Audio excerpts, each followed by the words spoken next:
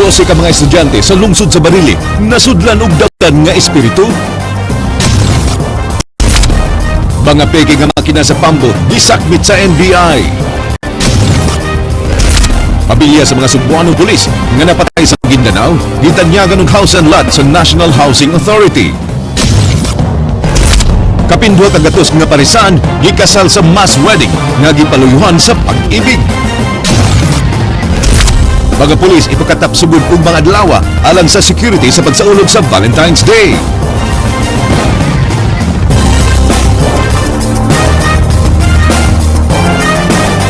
May hapon Sugbo Kabisayan, aniya na ang mga balita uban ang kinitibuk ang puwersa sa News 5 Cebu.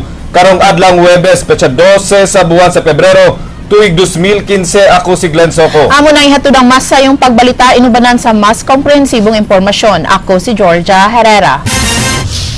Nagpadayon karon Georgia ang gihimong executive hearing sa Senado kabahin sa naitabo didto sa Mamasapano, Maguindanao. Taliwa sa kalibog kung kinsa ang nagsugo ug nganong wa makatabang ang kasanduluhan, Glenn, way angay kabalakan ang publiko sa relasyon tali sa kasunduluhan ug kapulisan sa rehiyon. Subay sa official statement sa AFP Central Command nga mas nagkalig-on ang ilang relasyon sa PNP sa Kabisayan. Gani mupaygayon sila og Joint Peace and Security Coordinating Council matag buwan aron hapsay ang koordinasyon sa duha ka organisasyon. Gipasalig sab ang CENTCOM nga padayon ang makipag-alayan ang kasundaluhan sa PNP sa pagmaintenar sa peace and order sa Kabisayan. Adunay mga hungihong apektado ang relasyon sa PNP ug AFP human sa Mamasapano encounter.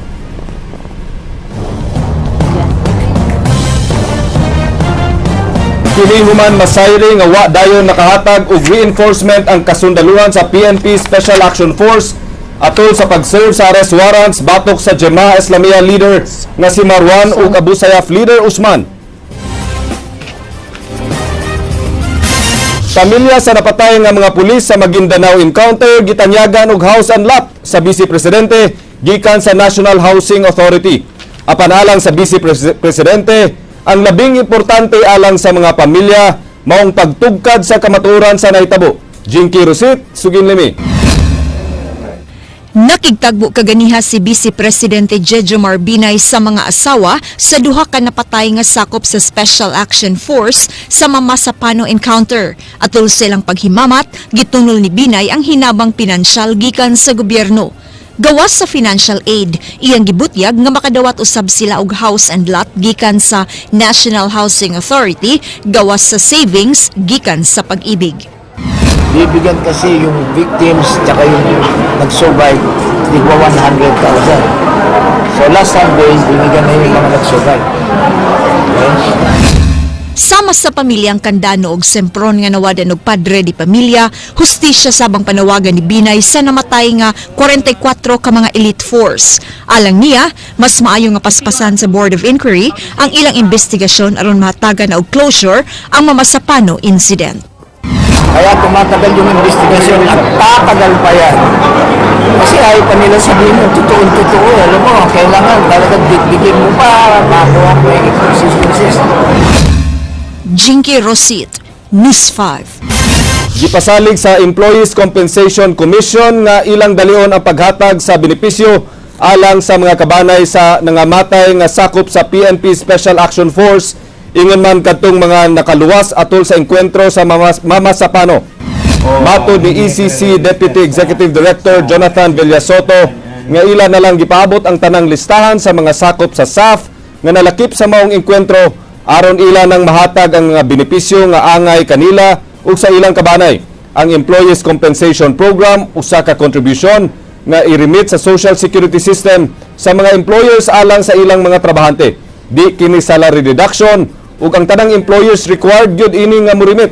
Giawag sab sa kadagkuan sa ECC ang tanang trabahante sa pagsusi sa buhatan sa SSS kung regular bang nag-remit ang ilang mga employer sa ECC contribution. Kung masayran nga wa mo remit ang employer, mahimo silang mutaho niini sa buhatan sa Department of Labor and Employment. Ongoing pa po yung processing sapagkat kung hindi po ako nagkakamali, may mga kinakailangan po pong names ng mga beneficiaries na kinakailangan po i-provide, particularly po ang SAP sa GSIS. ito pa individual na ginagawa ng ating mga kumpanya. So ano po ba yung best evidence? I-verify natin sa SSS kung nagre-remit po ba o hindi. Naukay ang mga magtutudlo, ingon man mga residente sa tunghaan sa barangay poblasyon sa lungsod sa Barili. Gumikan sa mga tinunan nga giingong nasudlan og daotang espiritu. Leslie Caminade Vistil, Sugin Limi.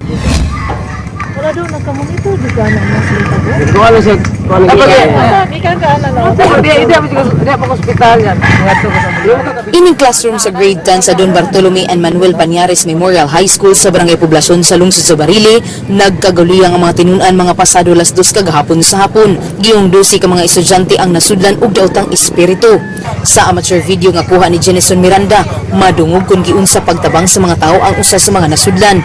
Mato ni Ma'am Catherine, iyang nadunggan nga nag-iyahay og panyagit ang mga tinunan. Nagsagitay naman ang mga bata, wa ko ni dool.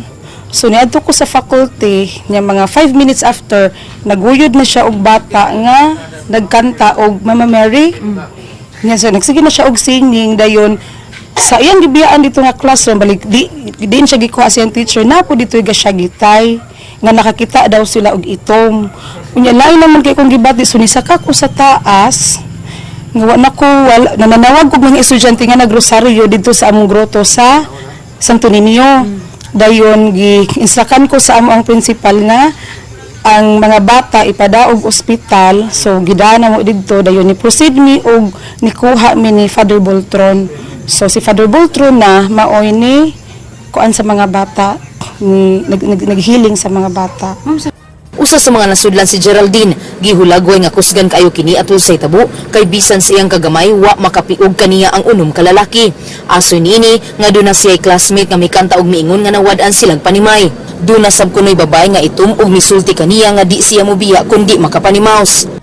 Nihilak siya niya kanang kuan iyang gipang istorya kay kanang sa to kana akong mga anak kay gipang sudlan na in town may tag ako lang unta ayo lang taon akong mga anak katurang niya na siya nga sa to di siya aw kanang di siya mugawas o di siya kapanimaos kailan niya kay kanang di man siya mukuan sige git ko singgit ato. Usa sa mga mitabang sa mga bata si Lucy, dako ang iyang pagtuo nga nasudlan gyud og daotang espiritu ang mga tinunan base siyang nadunggan ug nasaksihan. Nasayran nga wa madayon ang recollection sa ilang tunghaan. Ang amahan ni Geraldine nakaingon nga daotang espiritu gyud ang misud sa mga bata kay matag hisgot nila og Ginoo musukol man kini. Nako sa kuan bitaw sa dugo kung nga dito gigika sa altar kay wala man siya nakuan sa among pag-prayer una nga katong holy water pa lang.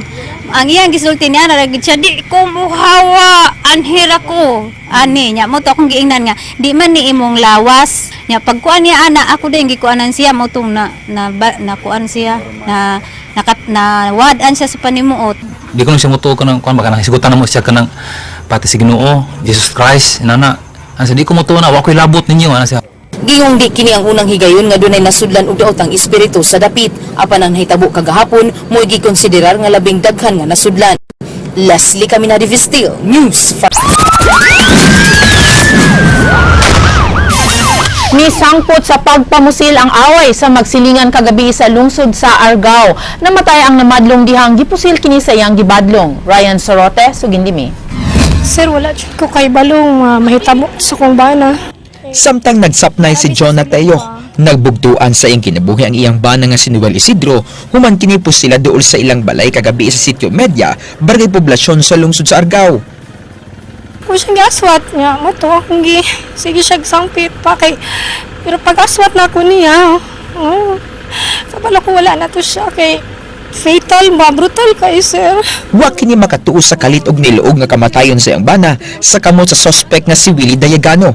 Suma sa mga saksi, nagkalalis ang biktima ang sospek di ang gibadlong sa biktima ang kasaba sa motor sa sospek kung iya kining pandaron. Nasayran nga kanunay sawayon sa iya mga silingan si Dayagano og di gyud magpatuo hangtod nga si Noel na ang mibuyag kaniya nga miresulta sa pagtinubagay sa duha og pagpamusil. Nadapatan ng suspect sa victim. So mo tong ingon ang suspect nga wata ko diya kay balikon tika. Nasailan nga nadapatan sa biktima si Dayagano, taliwa sa ilang tinubagay, hinungdan nga mibahad kini nga iyang balikan.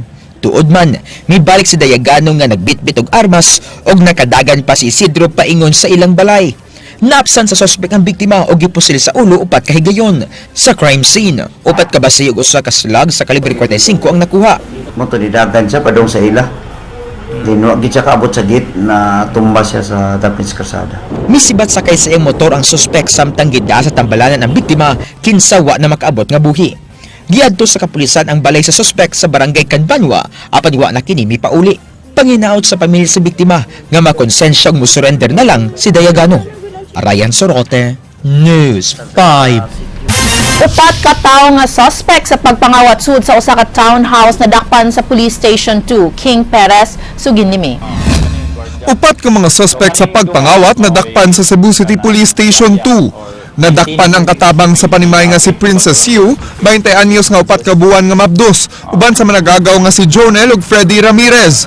Si Ramirez giila nga uyab sa katabang nga si Princess. Gidakop usab si Arnido Dinoy usa ka security guard sa Terryville 2 sa Peace Valley, Barangay Lahug, nga misuway og areglo sa hitabo pinaagi sa pagtanyag og kwarta ngadto sa hepe sa Police Station 2. O diha na sa atong tactical interrogation, we found out na ang duha di ay nakasulod di ay ni sa panimalay.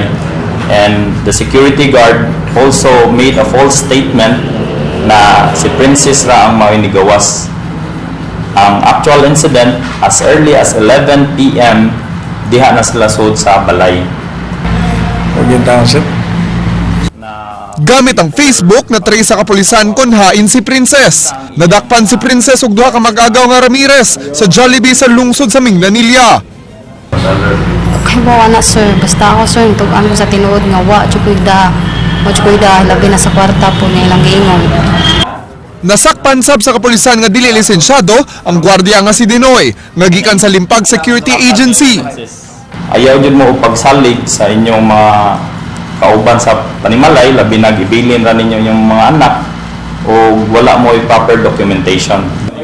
King Perez, News 5. Laing kawatan kinsag ilang nga kanhi sakop sa Cebu City Dance Sports Team maoy gitudlong responsable sa pagpangawat sud sa Cebu City Sports Center. Binuhatan sa dinakpan nakuhaan sa CCTV camera. Mubalik si King Perez. Nasikop sa mga sakop sa CCPO Station 2 ang 25 anyos nga si Mark Joseph Fernandez nga taga Barangay Mambaling. Siyang gitudlong tigpangawat sud sa Cebu City Sports Center. Unang mireklamo sa pulis ang usa ka Arlene Silva, human kini makawati og 600 pesos ug claim tag sa usa ka mall. Nailhan si Fernandez human makuha sa CCTV sa Sports Center.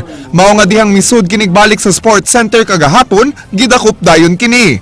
Dihang nahibaw si Tomas Moran sa pagkasikop ni Fernandez, dali dayon siyang midangop sa presinto, kinakawatan sab siya niadtong Enero 28. Gikawat ang iyang 63,000 pesos nga kantidad sa mga cellphone ug cash nga mokabat og 5,300 pesos.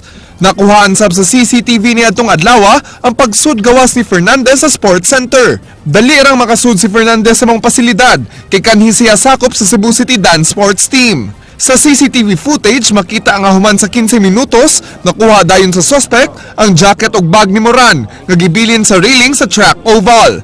Matud sa kapulisan nga sulod pa sa suspect ang mga butang nga iyang gikawat at ulsay ang pagkasikop. Giangkon sa dinakpan ang maong binuhatan. Anawang bag gibutang sa naw sa railings ba kumpiyansa kay dagan sa nagbilin pud mga bag. Ya, naampod mga naglingkod-lingkod. So kumpiyansa sa daw. Ya. Napay mga secure po. So, ipiling ko lang dito, sabit lang sa kuwan sa trailing. Apan nabaligya na niya ang mga kinawat ug gipanglabay ang mga nakuhang identification card sa basurahan. Gipamaligya niya sa kantidad nga 2,000 pesos ang iyang mga gipangawat nga cellphone sama sa iPhone 4S ug iPhone 5. Gisusi na karon kon si Fernandez masabang responsable sa uban pang kawat sa Cebu City Sports Center sa miaging buwan. O akong gihangyo tanan ang kadto pang nabiktima diri sud sa sports complex to also identify and then if kanang to file appropriate charges and case against Mr. Mark Joseph Fernandez. Ang katukod ng uban, hindi mo ako tuuban doon. Tambag karon sa kapulisan na lang sa mga nod sa Cebu City Sports Center nga dili magkumpiyansa sa pagbilin sila mga valuable sud sa track oval. Sama na lang diri sa mga railings kundin kasagaran mahitabo ang pagpangawat aron malikayan nga mabiktima sa mga kawatan nga manood diri sa sports center. Tambag ni Tio sa mga mugamit sa sports center nga ibili ng mga butang sa courtesy booth. Apan giangkon sab niini nga mapugos na lang sa pagbilin sila mga butang nga mga manood kay kuwang ra mga butanganan sa courtesy booth. May rekomendar si Tio ngadto sa mga nagduma sa Cebu City Sports Center nga i-improve ang facilities ilabi na sa bilinanan sa mga butang. Actually, one of my recommendations, sir, na tayo mga digital na locker or digital or bisan ka ng yawi lang hapon, kinahanglan i-improve yun ang services nato sa sports complex. King Perez, News 5. Gisugyot ni Konsehal Alvin Dizon ang usa ka ordinansahon nga maghatag og incentives sa mga city scholars nga mo-graduate isip honor students. Ray Pasaporte, Sugin Limi. Batch of scholars successfully graduated from their respective courses. 5 were magna cum laude and 105 were cum laude. This is a good indication that our scholars are competent, competitive, and ready to take on their respective roles in society. Kini ang unod sa gipalabang nga ordinansahon ni Konsehal Alvin Dizon nga hatagan og insentibo ang mga honor city scholars nga mograduar sa kolehiyo karong Marso. Makadawat og 20,000 pesos ang summa cum laude, 15,000 pesos ang magna cum laude ug 10,000 pesos ang cum laude. My humble belief, Mr. Chairman, that incentives must be provided to our Cebu City scholars in order to recognize and reward their academic achievement and to encourage others to excel in their studies. Gihangop sa mga ginikanan o gisuportahan sa mga tinunan ang maong ordinansahon. Para ko sa maong resolusyon nga mahatag og incentive o gift sa atong mga anak. Kay ito sa kini ka programa nga makahatag o makainganyo sa mga anak pagtunga o manimuha sa tuon sa eskwelahan. I am hoping that this ordinance will be approved. We humbly further propose that scholars of the city's scholarship program be further financially rewarded for being in the top 10 of government licensure exams, whether or not they graduated with honors as follows. Alang kang Konsehal Babes Andales nga ang maong insentibo ihatag atol sa Charter Day celebration sa syudad nga ipahigayon matag Pebrero 24. Mao nga kinahanglan pang magpaabot og dulan usa ka tuig una pa madawat ang maong insentibo. I would like to emphasize that there are two graduations, Mr. Chair. There is in the October and there's also in March. So probably it's not very appropriate if the awarding will be made only on the March graduation. Atong ordinansa nga napasar paghatag og graduation fee subsidy sa tanang public schools mao ning ikaduha nako nga gi-introduce nga ordinansa nga maghatag niya og kaning motivation sa atong mga scholars sa syudad sa Sugbo nga mas mo maniguro og eskwela kay ini graduate nila nga with honors makadawat sila og financial incentives from the city government. Alang sa scholar coordinator sa UC, mas maayong mahatag dayon human sa graduation ang insentibo. Mao nga pangitaan og paagi ni Konsehal Dizon nga mahatag dayon kini og posibleng muduso usab siya og supplemental budget alang niini. Tukion og usab ang maong proposed ordinance sa mosunod nga mga sesyon sa Cebu City Council. Ray Pasaporte, News 5. Mga peke nga makina sa pump boat na sakbit sa mga sakop sa NBI sa usa ka warehouse sa Rakbayan sa Mandawi. Leslie Caminadi Vistil, Sugin Limi. Kining mga makina sa pump boat gisakmit sa mga sakop sa National Bureau of Investigation human sila makadawat og reklamo gikan sa Sulanda Enterprises. Dinhi sa warehouse number 32 sa Weld Industrial Services nga gipanag-iyan nilang Joy Magaluyos ug Anchua na sakmit ang kapin sa usa ka gatos ka mga makina sa pump boat nga gingong peke. Ang NBI headquarters sa Kauluhan nakadawat sa reklamo nga dunay mga gipamaligya nga peking mga makina nga nagdala sa brand nga Robin nga gibaligya nga mas barato kaysa orihinal. Pinasikat sa search warrant ang NBI sa Kauluhan inubanan sa NBI 7 ilang gi-raid ang warehouse 32 nga nahimutang sa Kabangkalan, Dakbayan sa Mandawi. Sa mga impormasyon pong nakakarating sa amin dahil nationwide marami pong nagsasabi na maraming peke na Robin Power Products na ibinebenta dito sa Visayas at saka sa Mindanao po. Marami pong kaming balita na sa industry, lalo na sa mga magsasaka, sa mga mangingisda na kabibili ng makina nila o ng bomba nila, sandali lang nasisira na. Apan ang representante sa Weld Industrial Services nga namaligya sa mga peking makina mihulagway nga biktima usab sila. Mato niya sa miagi pang tuig sila midawat sa produkto gikan sa usa ka kumpanya sa Kauluhan nga gipanag-iya sa usa ka Mr. Wang. Mapatong lang. Bilang naman na niya. So inana kuan. Ang nagbili niya kung sa'yo mahalin, mura po yung mga. Bana. Ang Sulanda Enterprises mao lang ang eksklusibong distributor sa Robin Engines sa Pilipinas. Kasong unfair competition o trademark infringement ang posibleng ipasaka sa responsable sa pagpamaligya sa mga peking makina. Leslie Caminado Vistil, News 5. Kadalanan sa Dakbayan sa Mandawi gikatakdang palapdan sugod karong tuiga aron maminusan ang problema sa trapiko sa pipila ka mga dapit panahon sa peak hours. Ray Pasaporte, Sugin Limi. Sugdan karong tuiga ang pagpalapad sa karsada sa Barangay Kanduman, Pagsabungan ug Tingob sa Dakbayan sa Mandawi. Ang Kanduman Pagsabungan Road mukabat og 5.4 milyones pesos samtang miabot og 35.4 milyones pesos ang budget sa karsada sa Barangay Tingob. 7 ka barangay ang gipilian nga padak-an ang karsada nga naglangkob sa Tabok Tawason, Kasili ug Kubakob. Matud ni Mandawi City Assistant Engineer Andres Suson nga sa miaging tuig pa nila giplano ang pagpalapad sa mga karsada sa Dakbayan. Una nilang palapdan ang mga nahisgutang karsada aron masulbad ang traffic congestion panahon sa peak hours. Corner to elementary school Tingob down to Barangay Hirog Tingob. Niabot nag 35.4 million tukod sa iyang gibag-on nga 0.3 meters, 6 meters wide o 821 linear meters. Kailangan ko na ito Mandawi, ibahin ni sa city planning of 4 quadrants. Sunod tuig, ang Dan M. Sinisa sa Barangay Tingob, gikatakdang palapdan sunod tuig nga nagkantidad sa 22.9 milyones pesos. Dugang ni Suson, mahimo na unyang 4 lanes ang mga karsada ug maluag-luag na unya ang mga sakyanan nga moagi sa naisgutang mga dapit. Ray Pasaporte, News 5. Di na mudawat og bagong aplikante sa cargo trucking services o container vans ang Dakbayan sa Mandawi nga magbase sa North Reclamation Area. Kini aron makuhaan ang traffic congestion sa lugar. Mubalik si Ray Pasaporte. Maibaw mi na di nami mo dawat og mga new quotation new mga kuan kanang businesses regarding kanang container van o kanang mga trucking services.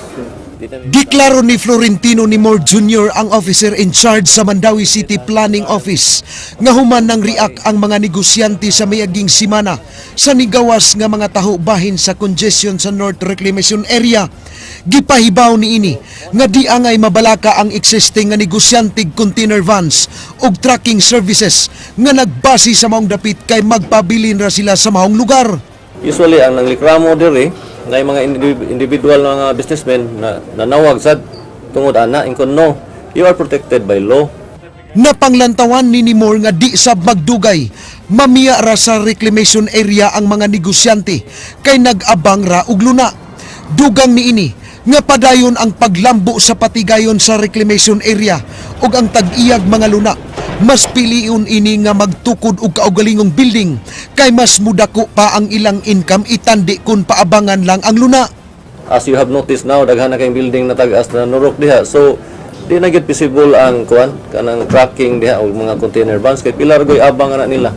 Dugang ni Nimor nga ang bag-ong palisiya nga di na mudawat og bag-ong aplikante sa tracking og van services wa magpasabot nga supak sila sa maong matang sa negosyo.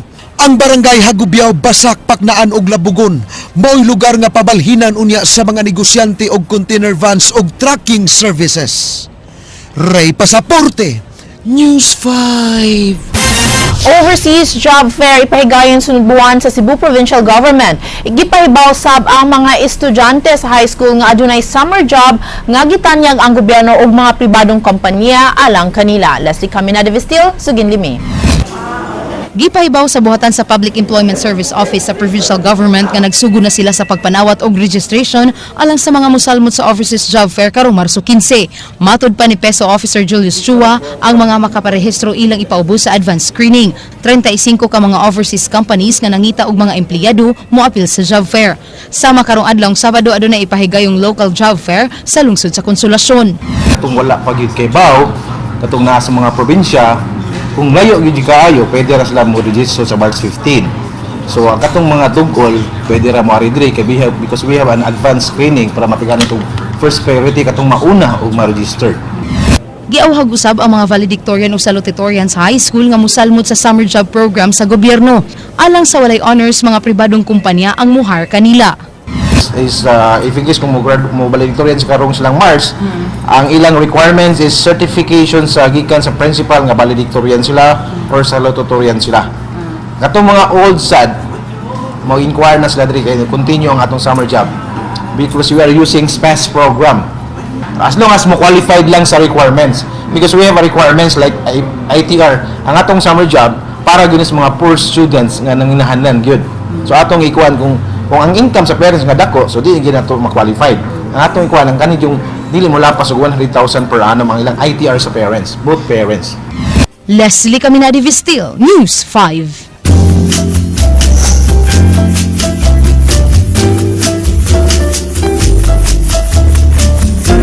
Mag-deploy og mga pulis sugod ugma ang Cebu City Police Station 2 sa mga lugar nga dagsaon karong Sabado alang sa Valentine's Day. Gipanglangtawan nga dagsaon ubos sa jurisdiction sa Police Station 2 mao ang Mango Avenue ug Fuente Osmeña Rotonda. Pahimangno sa kapulisan ilabi na sa mga single nga dili magpataka og ban sa mga maila-ila karon sa paglikay sa mga daotang hitabo. They just meet in the bar and then they will have their kanang understanding to go someplace and they might be a victim of kanang tiyempo inside the hotel, motel or mga pension houses. Napahigayon kaganina Georgia ang ikaupat nga tuig nga I Do Araw ng Pag-ibig. Ang free mass wedding nga gipasiugdahan sa Home Mutual Development Fund kun Pag-ibig. Gawas nga libre ang ilang reception, cake ug sing-singlan. Ang Vice Presidente sa nasud pagyud ang ilang nagsilbing principal sponsor. Mitambong sa kasal si Jinky Rosit. Dinhi sa Convention Center sa usa ka dakong mall sa siyudad sa Mandaue, libreng gikasal ang 227 ka mga parisan sa gipaygayon nga mass wedding nga gipasiugdahan sa Home Mutual Development Fund kun Pag-ibig. Kini nang ikaupat nga tuig sa programang I Do.